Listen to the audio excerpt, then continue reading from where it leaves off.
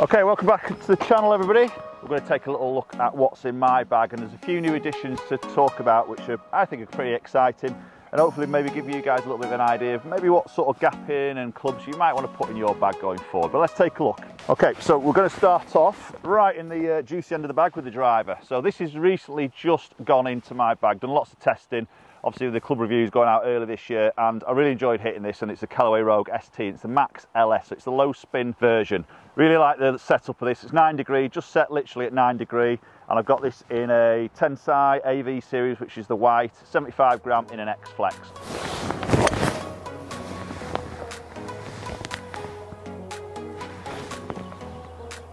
There's quite a nice shot there. Love the sound of it, love the look of it. Really happy with this addition in the bag. Okay, so the next club in the bag is this new one actually. It's literally just gone in. I've not really used this much on the golf courses yet, but the Apex UV, so quite a new club from Callaway. And it's a little bit of a mix between a fairway wood and a hybrid. So we've got a shaft length that's exactly in between that fairway wood length and the hybrid length. The beauty I like with this is it just doesn't seem to want to go left like a hybrid. And that's something I've always struggled a little bit with hybrids. So this seems to sit at the moment in testing really quite nice. It's a 19 degree. We've got that weight like in that front section there. It's a bit of a beast this. It does tend to sort of get a good distance. So this is sort of, I'm treating this more like a 3-wood sort of club for me, because 3-wood tends to get a bit too close to drive and sometimes goes a little bit too far for me. So this will just sit back a little bit and gives me a second option then to my utility iron, which we're going to talk about in a minute. So really like the way this sort of sits behind the golf ball. Sits very square. It's obviously a little bit bigger profile than a hybrid and a touch smaller than a fairway wood, so it literally just sits right in between.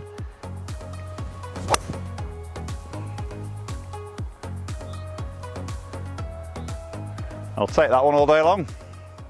Okay, so next club in the bag, and this is a favourite for me, is a 2-iron, and it's new Mizuno Pro Fly High. Black head, which you remember I did the review video. I wasn't overly struck with the black head to start with from a Mizuno club, but that has really grown on me.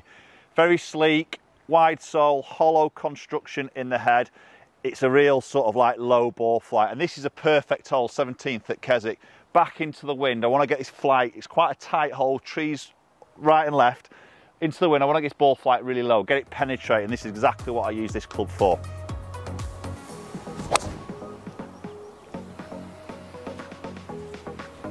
And that is absolutely bulleted.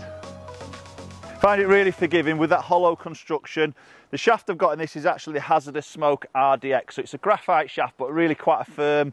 It's in 6.5, so I like that lighter feel of the graphite in the 2-iron. Just feels a little bit more forgiving for me, but gives me that real penetrating flight that I want. Okay, so iron-wise, as you've probably just seen there, and these have been in for a long time, and for me, they're going to be staying in for a long time until something really catches my eye. But Wilson Staff model blades, absolutely love them. Pure forged iron, they look fantastic. They hit me the numbers that I'd sort of want to hit, the feedback, the feel, how I can sort of shape the flight. Just got loads of confidence with these.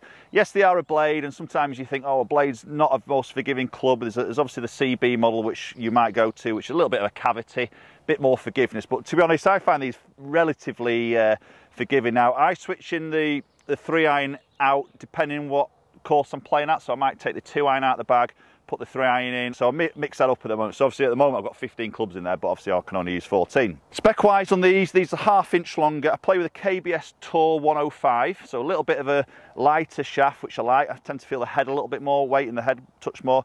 X Flex, 1/2 inch longer, 1 degree upright on the lies, and then I've got the Golf Pride multi-compound grips in a mid-size. Okay, let's give this one right. So 9-iron into this flag.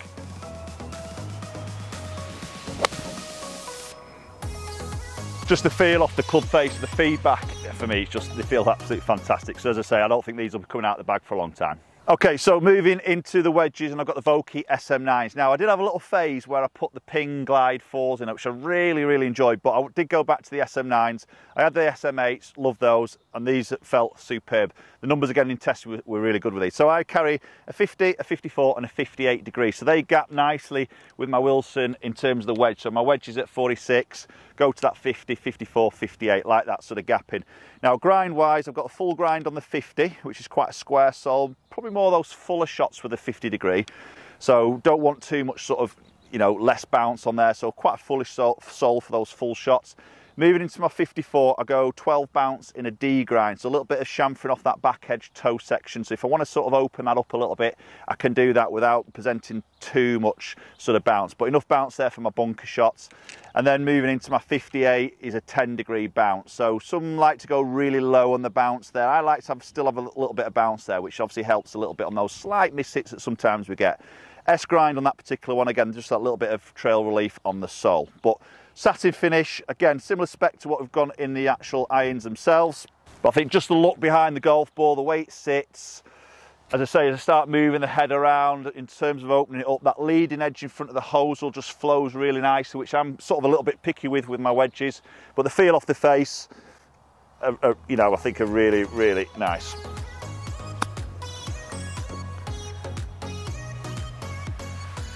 Okay, so just before we move into the putter I'm using, I just want to talk a little bit about the rangefinders they're using. This is a perfect scenario here. So the 16th hole at Keswick's a beautiful par 3 here. So very keen to obviously get a yardage to a flag, but I also use the Bushnell watch, which gives me the front, middle and back yardages, so the GPS as well as the lasers. So two I like to use together because sometimes I want to know what that front edge is, and maybe if the flag's further on the green, maybe what that back edge is to choose my club accordingly. So for instance, if I've got 175 yards, I know I can hit a good solid 7-iron, and I'm not really going to hit it any further than that, obviously conditions depending. So I'm going to laser this first.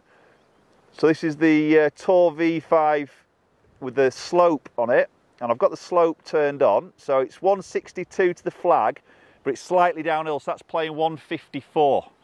Beauty with that is you get a lock onto the flag. So as soon as you lock onto the flag, you get a visual red ring to say you have done, and also a vibration through the unit itself. So it's so easy to lock on. You know you've locked on. You know you haven't zapped something behind it, like a tree, for example. So 154 to the flag.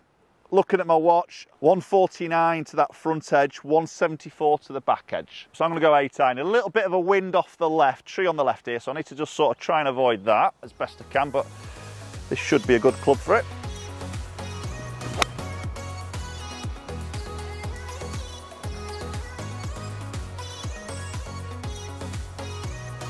Not a bad shot.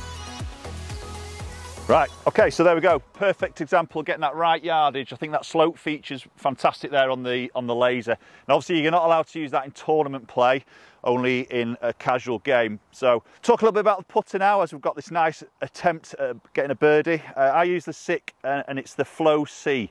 So SICK, obviously famous Bryson DeChambeau using a SICK putter, and their descending loft technology I absolutely love, and I've done a lot of testing on this again, and the ball roll, consistency of the ball roll is fantastic on those slight little differences of strike up and down the club face. The ball really rolls out very consistent, and I find my pace control so much better with this type of putter. As you see, the Flow C, it's quite a bit of a different shape, a bit of weight in this back section. I like that alignment line. And the beauty with the SICK is it's fully customized, so you can choose what neck you want to go in, whether you want it a slight toe hang, which I have, just an ever so slight toe hang, or if you want face balanced, or if you want more of a toe hang, you've got a lot of different neck options to choose from. You can then choose, which I think is fantastic, where your sight line goes. So obviously I've chosen it to be on that back of the flange of the putter. You can choose to have it on the top edge, or both, or none at all. So really depending on how you want to see it, whether the line is going to help you, you can obviously choose those options. Loads of shaft options, length options, lie, loft, everything like that, as you would expect. Okay, let's try and make a 2 if we can.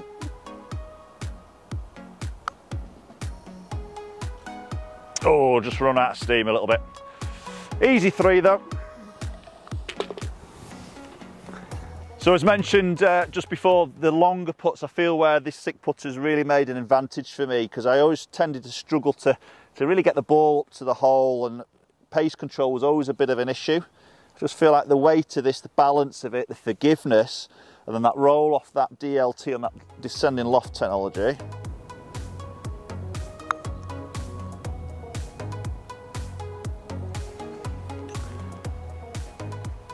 Okay, so finally, golf ball that I use is TaylorMade TP5X. Used this for quite a while now and really sort of happy with it, to be honest. I think what I want to say when you're choosing your golf ball is maybe have a little look around the green, the feel off the putter face, the control with your little shots, the spin, the feel off the face. I think that's really important when you're choosing a golf ball. And then probably from there work backwards to maybe what spin does with your irons and your sort of driving, depending on your sort of delivery. But really happy with that ball. Probably not going to be changing that, to be honest. And then lastly, a little gadget that I absolutely love, very simple, a company called GrooveItBrush. Clean your grooves. It's all about getting those grooves nice and clean. It's got a bottle inside it, you just fill it with water, give it a squirt on the club face, wet it, scrub it, give it a dry on your towel, and away you go. Cool little device, really like that. It's got a little magnetic thing, it just clips on the side of the bag, like so. Okay, so appreciate watching the video as always. What's in the bag? Post your comments down below. Let me know your thoughts, what's in your bag, maybe why you've chosen it, and maybe what I've got in there. Is there any of those surprised you with my choices? Love to hear your thoughts as always, and hopefully catch up with you all very soon.